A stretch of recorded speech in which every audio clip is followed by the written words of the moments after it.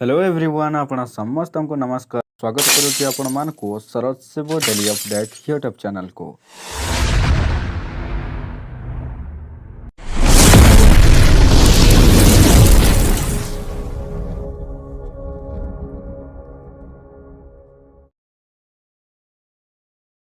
दर्शक बंधु मु आपण मान को पई नै आछि गुरुत्वपूर्ण खबर जहा आपण माने जानिबा निहाती दरकार।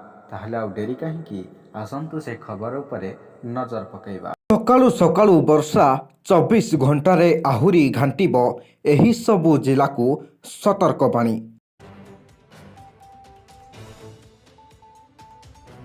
राज्य रे बदलिछि पाग। राजधानी भुवनेश्वर समेत किछि स्थान रे हालुका वर्षा होइछि। सकाळु सकाळु घड़घड़ी सह हालुका वर्षा होइथिबा जणा पड़िछि।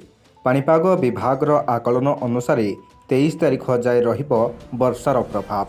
आज उत्तर ओडिशा और पश्चिम ओडिशा रे किछि जिले हालुकारु मध्यम धरणर वर्षा संभावना रही। वज्रपात और झड़ तोफान नहीं 7 जिला को ऑरेंज वार्निंग जारी करा जायछि। सुंदरगढ़, केन्दुझर, मयूरभंज, बालेश्वर, जाजपुर, ढेंकानाल और भद्रक जिला को ऑरेंज वार्निंग जारी करा जायछि। अन्यपटे 12टी जिला को येलो अलर्ट जारी करा जायछि। भुवनेश्वर आंचलिक पाणीपाग विभाग 19 ରୁ 21 जाए वर्षा नहीं पूर्वानुमान करिथिला।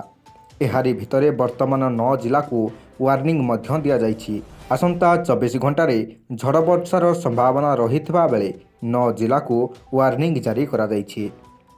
9 जिला को सतर्क बाणी। पाणीपाग विभागर पूर्वानुमान अनुसार आसंता 24 घंटा मध्यरे घड़घड़ी सहित वर्षा हेबार संभावना रही। झड़ वर्षा नहीं 9 जिला को सतर्क सूचना जारी करा जायछि।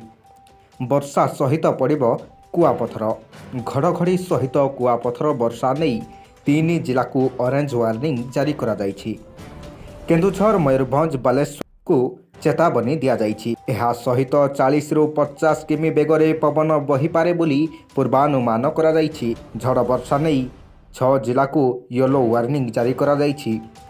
20 रे 3 जिला को ऑरेंज एवं 6 जिला को येलो वार्निंग जारी करा जायछि। सेहीपरि 21 तारिख रे 7 जिला को ऑरेंज एवं 12टी जिला को येलो वार्निंग जारी करा जायछि।